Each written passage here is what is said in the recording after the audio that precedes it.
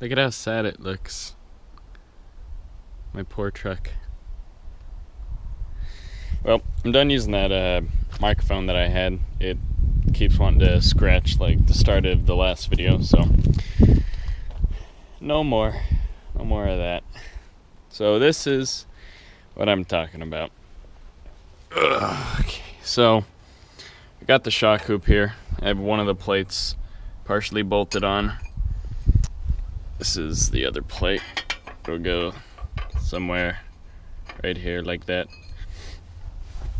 And this is the shock tab that I made.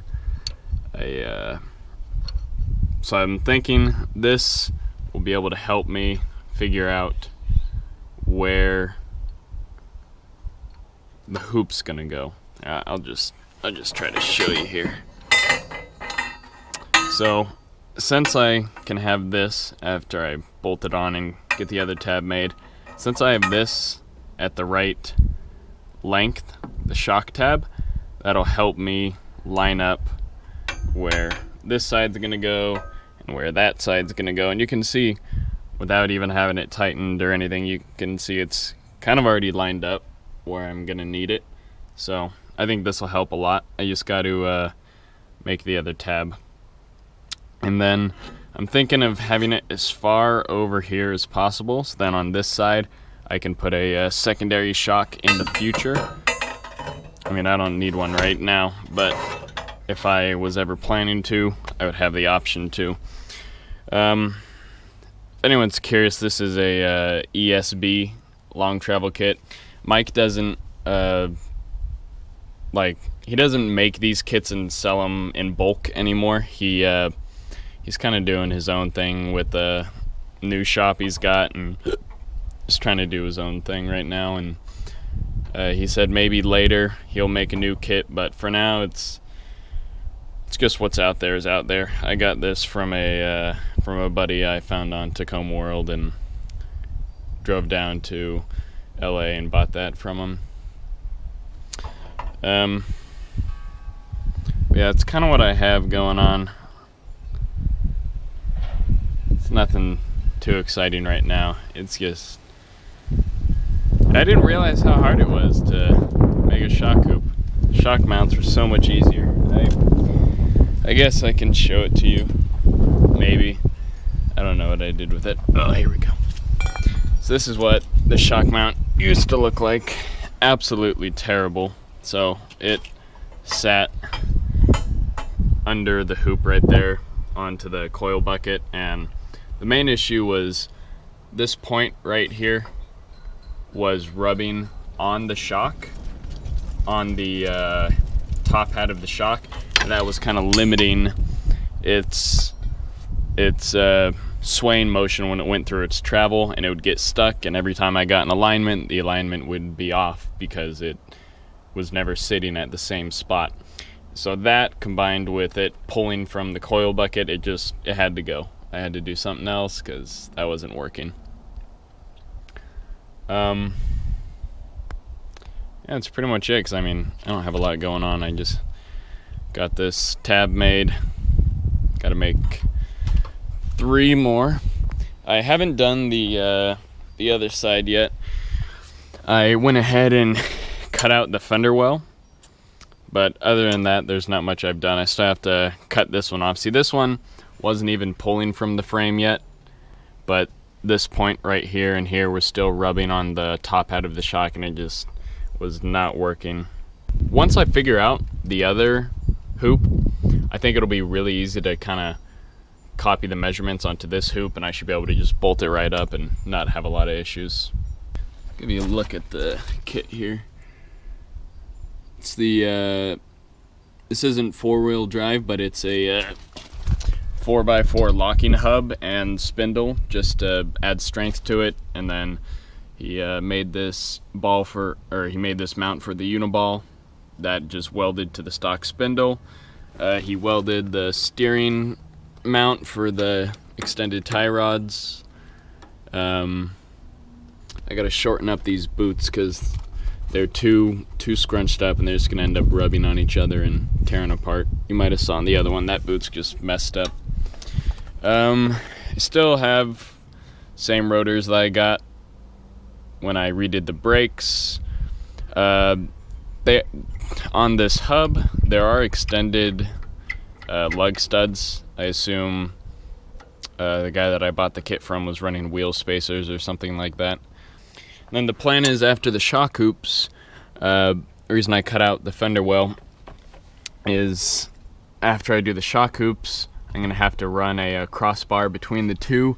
And that's going to be quite challenging. Looking up into that mess right there. Got to get it up over the plenum and back down to the other shock hoop.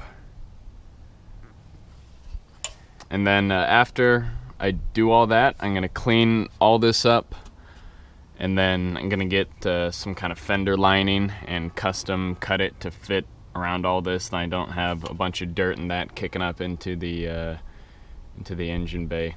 That's not good. You can go around the truck a little bit right here. I got the bed taken off.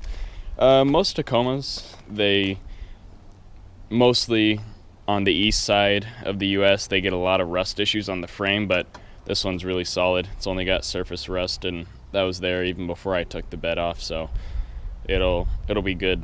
I'll just be able to clean it up and then do something like fluid film or paint it or have it powder coated. I'm not sure what I'm gonna do. I think I'm just gonna leave it how it is and maybe spray fluid film over it. Maybe if I feel the need, I'll sand it and do all that good stuff.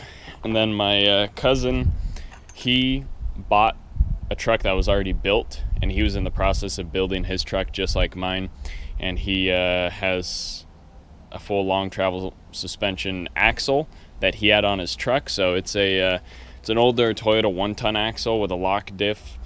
It's always locked. I forget what the term is for that type of differential, but he's got the diff. It's wider. It's I think he said it's 66 from drum to drum. It's got a Sequoia disc brake conversion on it, so I'll have to run lines for that.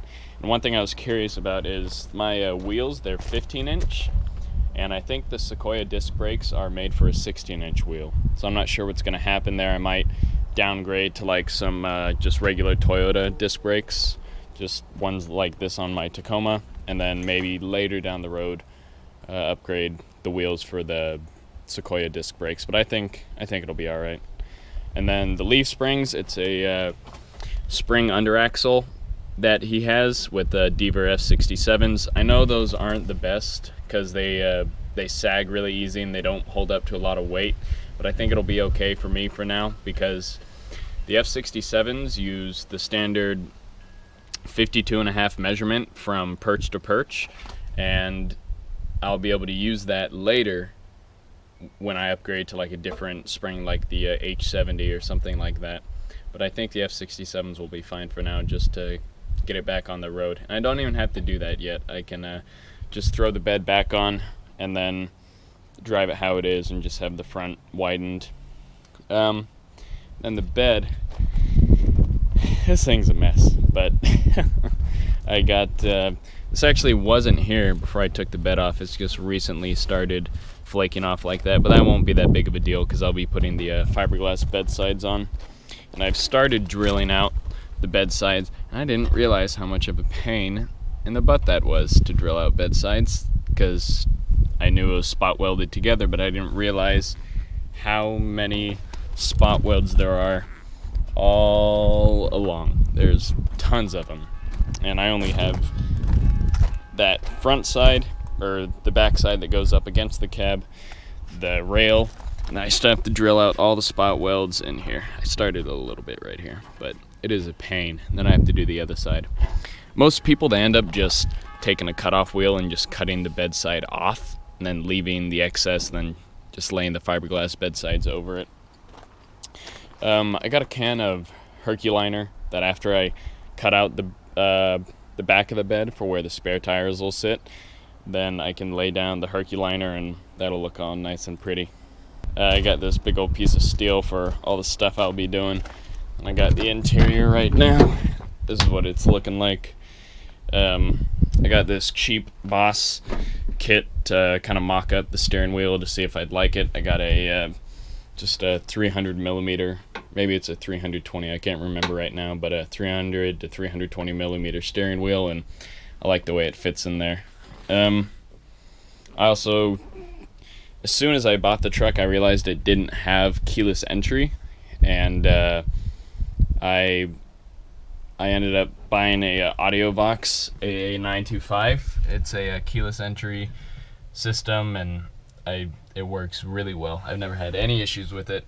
When I took out the dash, this dash used to be taken out, I cleaned up all the wires, made everything all pretty and that kind of thing, and wrapped everything up so that it wasn't a big mess. And then I got the gate shifter right here. I'm still working out the bugs with this. I hadn't realized at the time that Winner's Sidewinder made a shifter for, it's a Toyota / Jeep shifter. So I think it's the Toyota A30 to A340, something like that, and then the Jeep AW4. And I didn't know they had made a shifter like that. And what people used to do before that, they would buy this shifter, which is meant for a TH400 and a GM transmission, and they would just modify everything so that this would work, and that's what I was originally going to do. And then some of my friends off Tacoma World told me, why didn't you just buy the Toyota one? And I had no clue that there was a Toyota one. So I contacted Summit Racing, and I went through Winner's catalog, and I found the part numbers for the transmission mounts and the cable mount. And I talked to Summit, and I was like, hey, can you guys, because they didn't have them on their website, I was like, can you guys get a hold of these parts? They were like, sure, we'll put them up tomorrow. And I was like, oh, cool. So they put them up, and I ordered them, so those will be coming. So I think the gate is the same throw for the TH400 and the Toyota, but where the cable mounts and how big the shifter linkage isn't the same. So I'm going to have to work through that. But I like this thing a lot. I love how it feels. It feels really rigid and really just tough. Like when you lock it in, it's just a nice, satisfying just click. And then this is the console that I'm working on. It's not bolted on, that's why this is wobbling all over the place. But I have bolt holes going down to where the original shifter plate used to be for the automatic shifter. So I'll be using large fender washers and the bolts for this, and that'll all be going in. And then I put the little, ooh, a dime. I put the coin slot right here, or ashtray. I use it for coins. Yeah, that's kind of what's going on. I'm just trying to do it all at once. Not really the best way to do it, but this whole thing is torn apart. It is a mess in here, and I love my cheapo sound deadening job that I did a long time ago. Gonna have to tear all that off and do it for real.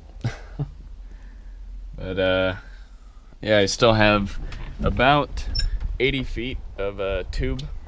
It's 1.5 inch 120 wall DOM, and got plenty of stuff to use it for. I got the cage, and then the front bumper will be made out of tube, and the crossbar for the shock hoops, bed cage, that kind of stuff.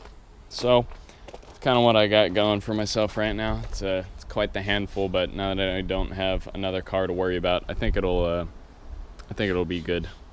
So I'm looking forward to see what you guys have to say about it. Any tips or anything like that you guys have experienced, I'd love to hear about it. So see you guys in the next one.